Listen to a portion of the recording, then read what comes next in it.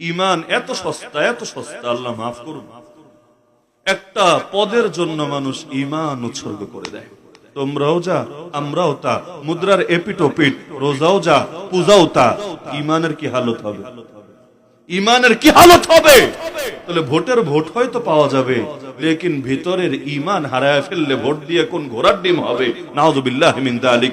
এজন্য সারা জীবন মাথায় রাখবেন, ঈমান সবার আগে। একটা চাকরির জন্য মানুষ নিজের দিনদারি বরবাদ করে দেয়, দুইটা চারটা ভোটের জন্য মানুষ শিরিকের পক্ষে পর্যন্ত আপোষ করে নেয়। আর 500 টাকা 1000 টাকা পকেটে আসলে মানুষ দুনিয়ার সবচাইতে নিকৃষ্টদেরকেও ভোট দেওয়ার জন্য রেডি হয়ে যায়। কত সস্তা ঈমান আপনি চিন্তা করেন। এই যে রাস্তাঘাট, কান্দি মাদ্রাসার রাস্তাঘাটও মাশাআল্লাহ অনেক চমৎকার না? যারা গাড়ি নিয়ে এসেছেন বোঝার কথা না চমৎকার রাস্তা। রাস্তাঘাট খারাপ দেখলে মানুষ গালি দেয় কাকে? নেতাকে, সরকারকে। স্বাভাবিক যেটা, গালি দেয় কাকে? নেতাকে, সরকারকে। নেতা কি আসমান থেকে নাজিল হয়েছে না জমিন ফাঁক হয়ে বের হয়েছে? আরে নেতা তো ভাই তোমার মাধ্যমেই নির্বাচিত হয়েছে। তো গালিটা উপরে দিলে নিজের গায়ে কিন্তু পড়বে সবার আগে। ওই নিজে যে 500 টাকা 1000 টাকা খেয়ে নিজে যে ভুলে গিয়েছিল আদর্শের কথা, আগামী দিনের কথা, ভবিষ্যতের কথা, এর জন্যই আল্লাহ গজব চাপিয়ে দিয়েছে। কোরআন বলছে তোমাদের উপর যত মুসিবত নেমে আসে সব হাতের কামাই। আল্লাহ জুলুম করে না বান্দার উপরে, আল্লাহ জুলুম করে না, আল্লাহ জুলুম করে না। ওই যে অনেক মানুষ এমন হয় সারা জীবন ভালো, মরার সময় বেঈমান হয়ে মরে। দেখেন না জীবনে সারা জীবন ভালো, হঠাৎ করে শেষ জীবনে কি হয় কি জানি হয়, হঠাৎ করে সরে যায়। এটা নিয়ে অনেকে পেরেশানিতে থাকে যে এমনটা কেন হবে। কেউ কেউ আবার ব্যাখ্যা দেয়, কিছু হুজুরও ব্যাখ্যা দেয় এগুলো তাকদীরের লেখা। মানুষ তখন তাকদীরের গালি দিতে থাকে, তাকদীরেই যদি সব লেখা থাকে আমার এত সাধু বাবা সাজার কি দরকার আছে? কারণ রিমোট কন্ট্রোল যদি ওখানে থাকে তা রোবট তো ওই রিমোট যেদিকে টিপবে সেদিকেই যাবে। রোবটের নিজেদের কোনো কন্ট্রোল নাই। নাউজুবিল্লাহ, নিজের রোবট ভাবতে থাকে আর তাকদীরের রিমোট ভাবতে থাকে। আর রিমোটের মালিক আল্লাহ, আল্লাহর হাতে আছে, আল্লাহ যেভাবে চায় সেভাবে চালায়, এমন একটা ধারণা অনেকের ভেতরে আসতে থাকে। অথচ কোরআনে আল্লাহ স্পষ্ট জানিয়েছেন আল্লাহ কখনো তার বান্দার উপর বিন্দু পরিমাণ জুলুম করেন না। ওমা রাব্বুকা বিযাল্লামিল লিল আবিদ। কেউ যদি মনে করে আল্লাহ জুলুম করে, ও ঈমানদার না বেঈমান? ঈমানদার না বেঈমান? নিঃসন্দেহে বেঈমান। তাহলে মরার সময় অনেকে এই হালতে কেন মরে, এর ব্যাখ্যা অতীতে আল্লাহ রাসূল করে গিয়েছেন, এমনকি ইমামরাও স্পষ্ট লিখে গিয়েছেন। লম্বা আলোচনায় যাব না, সির্ফ একটা উদ্ধৃতি দেই। ইমাম ইবনে রাজব হাম্বলী রাহমাতুল্লাহি আলাইহি বলেন, খাতিমাতু সু তাকুনু বিদাসিসাতিন বাতিনাতিন লিল আবদ লা ইয়াত্তালিউ আলাইহা নাস। মানুষের মন্দ পরিণতি, বেঈমানের হালতে মৃত্যু, এগুলো হয় ওই পাপগুলোর কারণে, যে পাপগুলো তার ভেতরে গোপনে থাকে, যেটা কোনো মানুষ জানে না, কিন্তু একজন জানেন। তিনি কে? গোপন পাপ। গোপন পাপ মানে বাহিরের মানুষ ভাবে মাশাআল্লাহ এটা তো মনে হয় এইমাত্র জান্নাত থেকে পালিয়ে এসেছে, মানে একদম পুরো জান্নাতি মানুষ, 2 মিনিট আগে জান্নাত থেকে ভুলে মাত্র দুনিয়াতে চলে এসেছে, এত সুফি এত সাধু।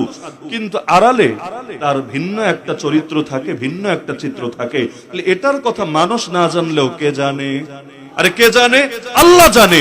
ওই আল্লাহ ওইটার জন্য বান্দাকে শেষ হালতে গিয়ে ধরে। তো তিনি স্পষ্ট বলে দিয়েছেন যে মন্দ পরিণতি যাদের হয় এমনি এমনি হয় না, ভেতরে গোপন পাপ আছে বলেই সেটা হয়। আল্লাহ আমাদেরকে মাফ করুন। তাহলে ঈমান কতই না সস্তা হয়ে গিয়েছে। 2টা টাকার জন্য, 2টা ভোটের জন্য, 2টা ধান্দাবাজির জন্য মানুষ নিজের ঈমানকে পর্যন্ত বিক্রি করে ছাড়ে।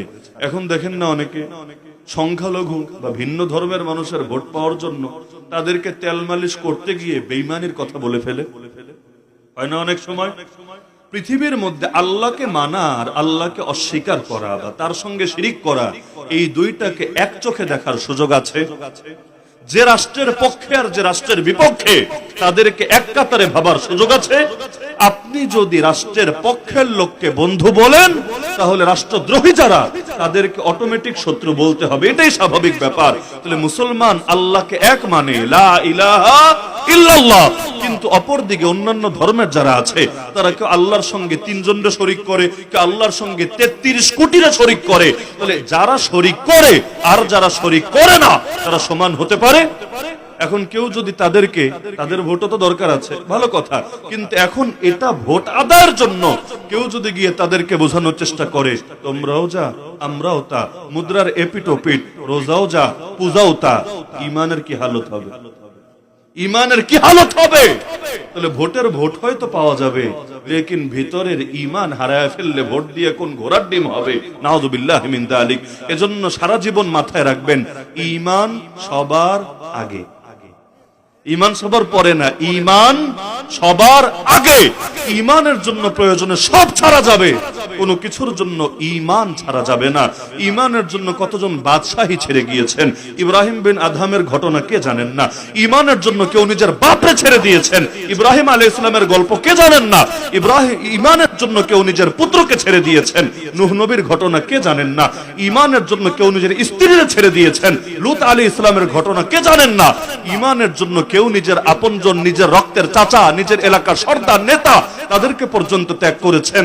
মুহাম্মদুর রাসূলুল্লাহ সাল্লাল্লাহু আলাইহি ওয়াসাল্লামের ঘটনা কে জানেন না? তার মানে ইমানের জন্য সব ছাড়া যায়, চাকরি ছাড়া যায়, দল ছাড়া যায়, নেতা ছাড়া যায়, নেত্রী ছাড়া যায়, পদ ছাড়া যায়, কিন্তু কোনো কিছুর জন্য ইমান ছাড়া যায় না। ইমান সবার, মনে থাকবে তো ইনশাআল্লাহ, ইমান সবার আগে। আল্লাহ আমাদেরকে জীবনের প্রতিটা ক্ষেত্রে ইমানকে সবার আগে রাখার তৌফিক দান করুন।